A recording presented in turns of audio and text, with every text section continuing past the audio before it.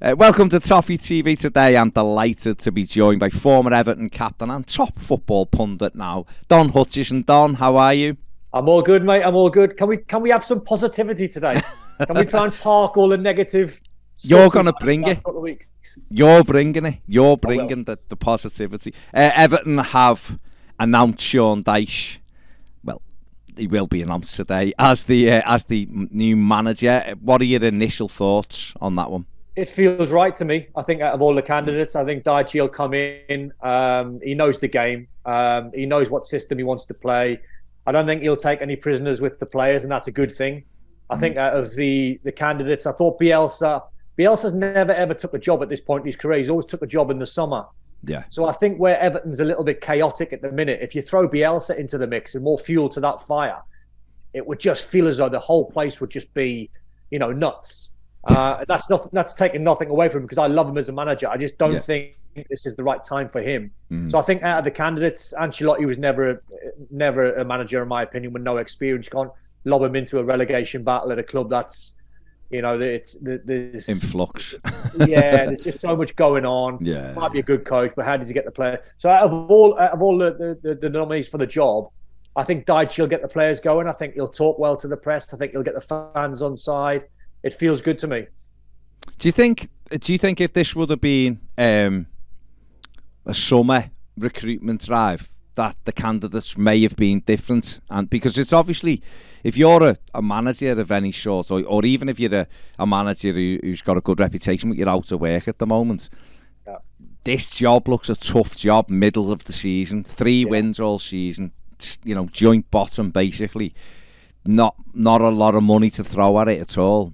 It seems to me like Everton's maybe Everton's list would have been better in the summer had it been that better, maybe not the way, but more diverse, and that's why it is Sean Dyche right now.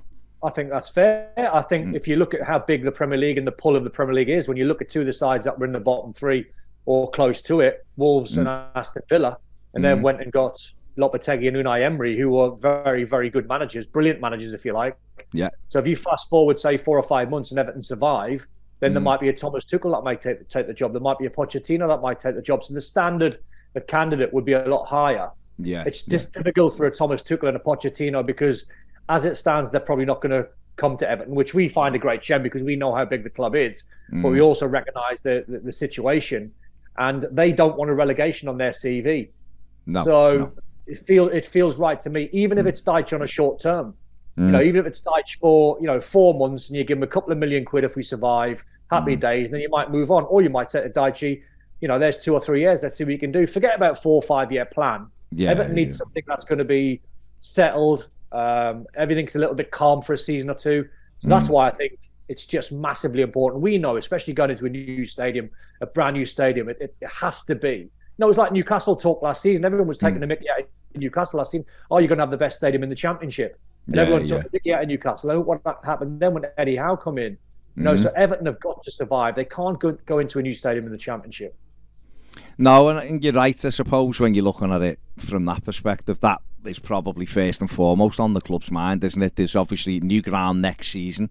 The end of next season, they're hoping to move into that new stadium. And while it isn't, Everton, as poor as it's been so far, it's still only a win off 14th place. So it's not as if they're 10, 12 points adrift already. It is going to take a big effort. They're going to have to win double the amount of games what they've won all season.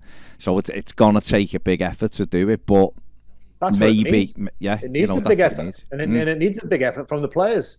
The players have got to respond. I mean, Frank knew he was going to be under pressure when he was 1 win in 14. That's any manager in any league. So he knew he was going to be under pressure. But I think the way Frank handled himself this season, but more so last season, and he got all the fans, and I'll never forget the Crystal Palace game. I mean, I was commentating on the game, and I promise you, I was nearly in tears because I think at half-time, Everton were gone, buried. And then somehow they got a win and galvanised, and the fans were amazing. So I think any sort of message to the Everton fans, and I know it's difficult, and I know I'm in the minority, but try and park the negativity just for I don't know, just till the end of the season. I know you can't forget what's going on, but if there's negativity, it's not going to help Sean Dyche. It's not going to help the new manager. He's going to be up against it. The players are still going to be the players. So if we can try and get some positive energy into Dyche's team talks, into the players that need to perform better and need to stay fit, then Everton got a chance. Listen, I said on ESPN the other day about Arsenal, we were talking title race, and I said, do you know what? I said, one of Arsenal's difficult tests, and they've passed some. You know, they drew against Newcastle, they beat Tottenham in a North London derby, then they just beat Man United. I said, I guarantee you, one of their next tests is Everton at Goodison, because there might be a new manager. There might be a new manager bounce. There might be a new. There will be if obviously Dyche takes the job. He'll be a new voice, new system, players playing for the badge again. So that might be a difficult game, but it might be a good game for Everton.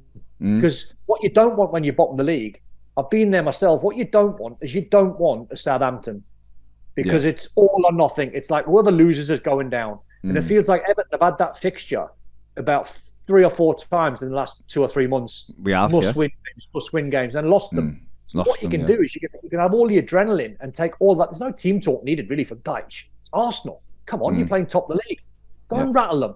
Go and get in amongst them. Get the crowd on side. You know, make it intimidating for them. That's, I think, the team talk he'll give for that game. So Everton have got a chance in it, even though it's rock bottom nearly versus top.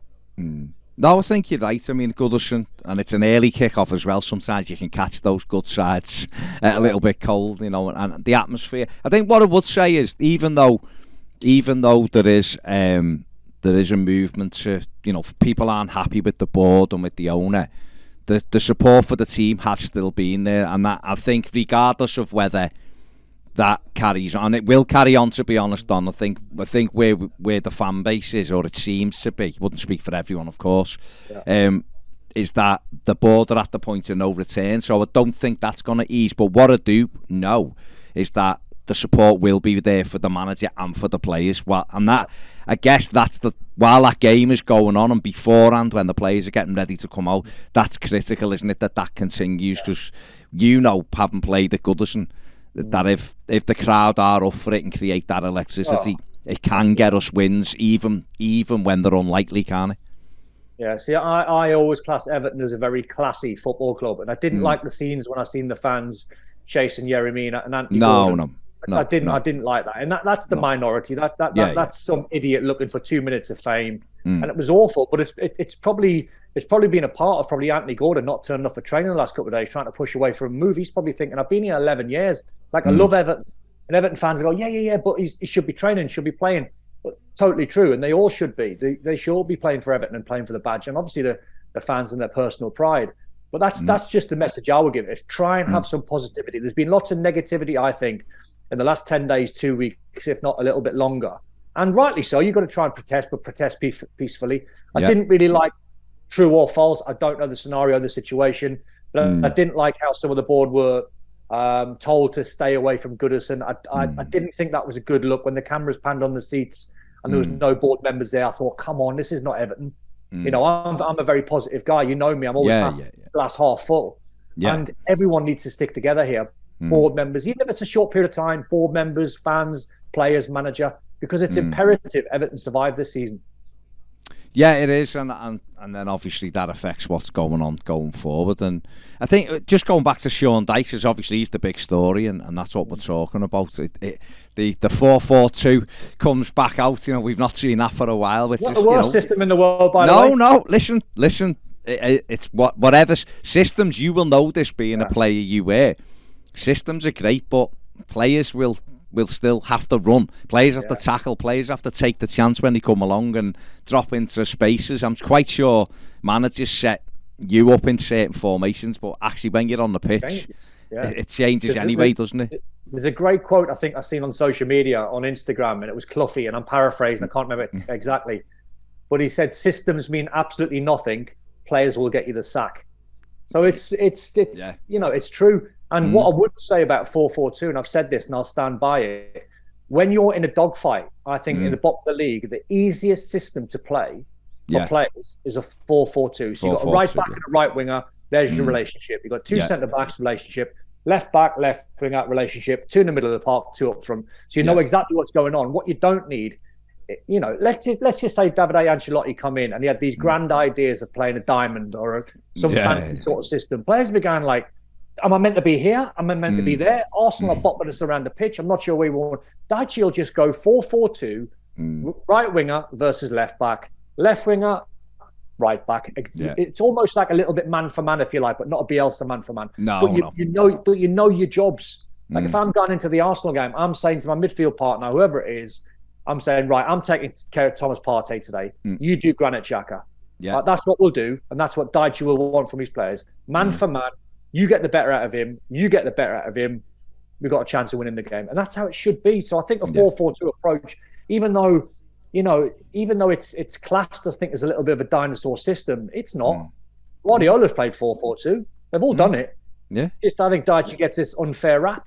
Do you think, just on the back of that as well, obviously, I mean, first and foremost, the amount of times Everton's strike is isolated.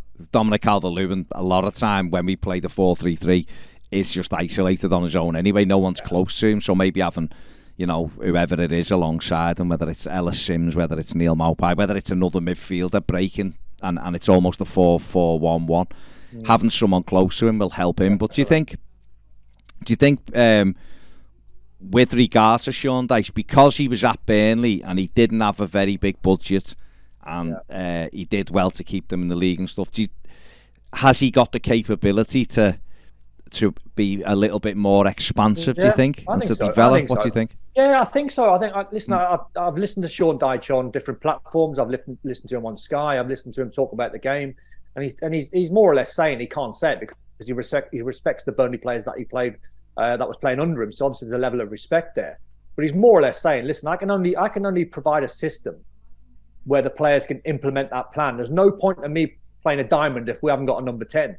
So when I looked at Dominic Calvert-Lewin's form under Ancelotti a couple of seasons back, and I think Ancelotti got him performing. I think it was one of the Italian strikers. I can't remember who it was. I'm not sure it was Inzaghi, whoever it was. And he said he'd done his best finishing when he was finishing first time. Yeah, and he took that on board, and he was finishing first time, wasn't he? But Dominic Calvert-Lewin was, he was in the 18-yard box. Now, if we said like Duncan Ferguson, for example, and Dunk was playing, the last place Dunk wants to be is on the halfway line trying to link the play. He wants to be in the box. So you've got to play to people's strengths. And Dominic Calvert-Lewin, while he's trying to nurse himself back to full fitness, match fitness, he needs to do less running, probably chasing people down, and that's where the system comes into play. Don't chase the right back down. Let your left winger do that.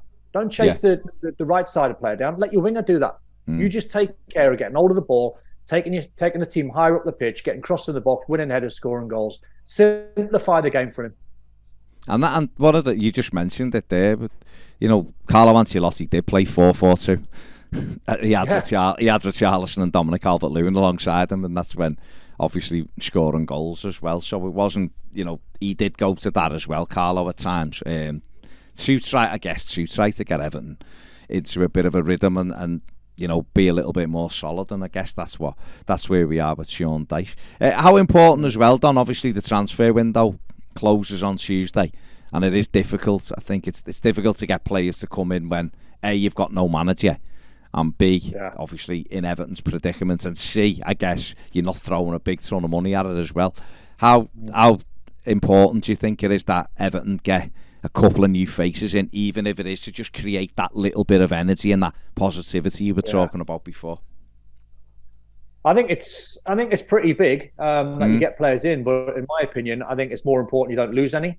You can answer it better than me because you're on the ground there in Merseyside. I'm obviously down in London. But what would be the scenario from the Everton fans if, say, Dyche got hold of Anthony Gordon, put an arm around him and said, come on, like, we need you, and he got him playing? Would the Everton fans take to him straight away? Would they be okay with that? Because I know there's a lot being said, but at the same time, the club's bigger than any player.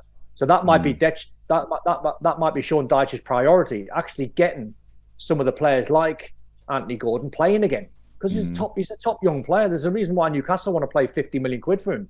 He's got the talent.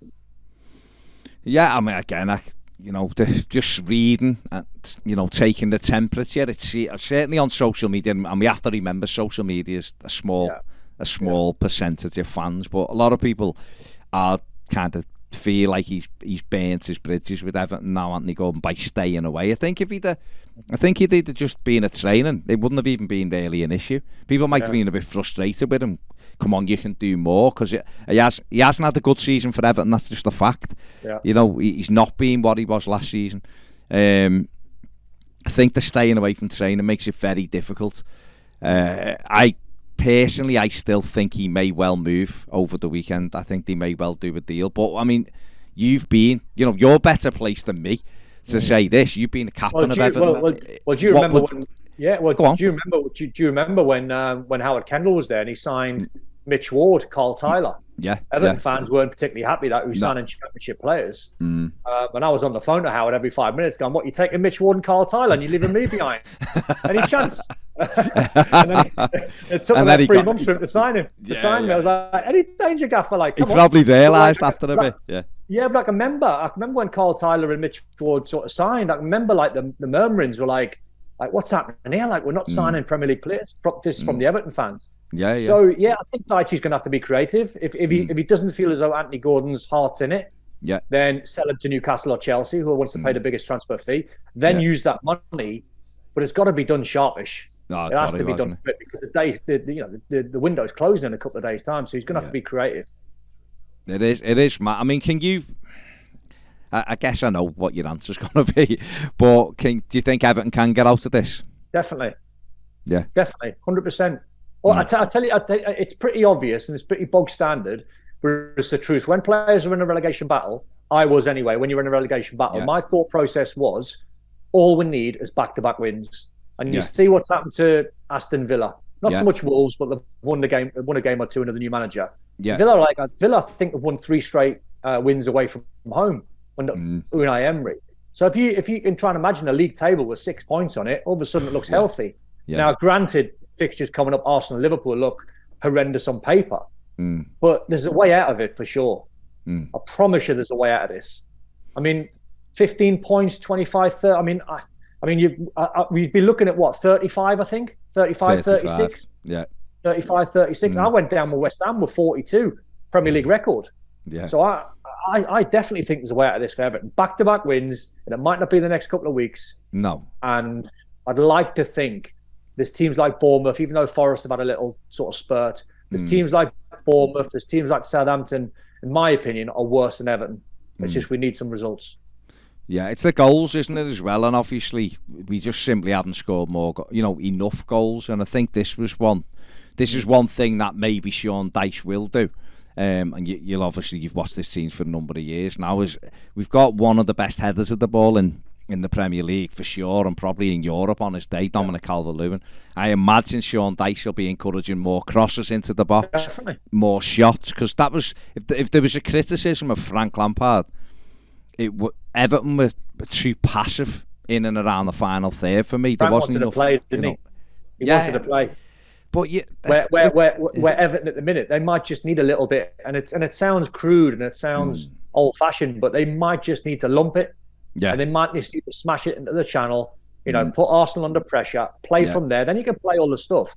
And I think also as well with Dyche working with Tarkowski, work with Dwight McNeil, Michael Keane, another one. So he knows the individuals. So he knows how to push their buttons, whether they need a bollocking or two. So he'll know a lot of the players. So I couldn't imagine Bielsa going in and playing murder ball with Seamus Coleman at nearly 50 at right back and James Tarkowski and Cody, who are all amazing professionals. I just couldn't see that working. So Dyche, I think it's the right fit for me. Okay, I'll let you go then, Don. I mean, that's Stay positive. You always bring the positivity. That's what I like. That's what I like. do.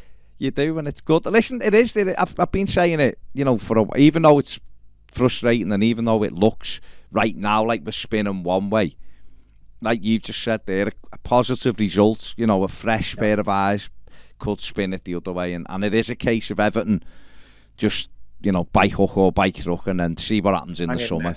Just hang in there. But hang in there. Be positive. Yeah, absolutely. Don, listen, thank you very, very much for joining us, and great to see you and speak to you as always, mate. Top man. Cheers. There you go. Let us know what you think in the comments section below. Are you with Don? Are you the positivity? Can Everton survive? And give us some less sleepless nights so we can just enjoy a nice night's sleep and look forward to next season. The work starts here. Sean Dyche, the new Everton manager. Are you behind him? And what can he do for Everton Football Club? Thanks for watching.